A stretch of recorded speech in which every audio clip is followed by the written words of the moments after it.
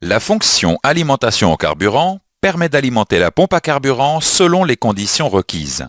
Cette fonction utilise les éléments suivants: l'information plus après contact, l'information moteur tournant, l'information anti-démarrage, l'information choc et le relais d'alimentation de la pompe à carburant. Vous pouvez déplacer le curseur de la souris sur les éléments pour les identifier.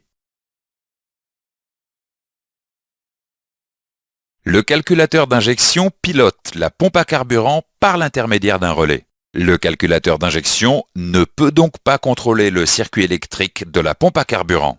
Sur les véhicules non multiplexés, un contacteur à inertie permet d'ouvrir le circuit et d'interrompre l'alimentation de la pompe à carburant en cas de choc.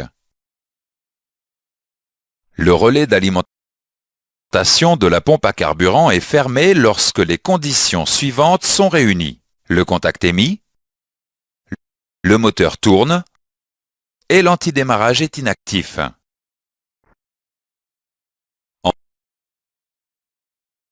En cas de choc, le calculateur d'airbag envoie un signal au calculateur d'injection qui coupe l'alimentation en carburant. Vous pouvez déplacer le curseur de la souris sur les éléments pour voir les stratégies utilisées pour cette fonction.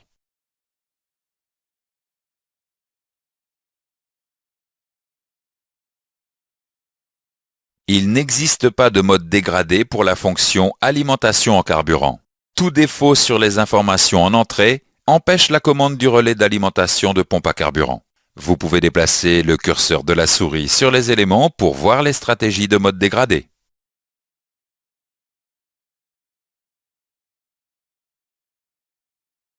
Faisons maintenant un exercice avant de continuer. Quels éléments sont utilisés par la fonction alimentation en carburant? Dans ce chapitre, nous avons vu les points suivants. La fonction alimentation en carburant permet d'alimenter la pompe à carburant selon les conditions requises. Le calculateur d'injection pilote la pompe à carburant par l'intermédiaire d'un relais.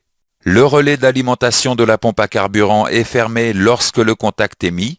Le moteur tourne et l'antidémarrage est inactif. Il n'existe pas de mode dégradé pour la fonction alimentation en carburant.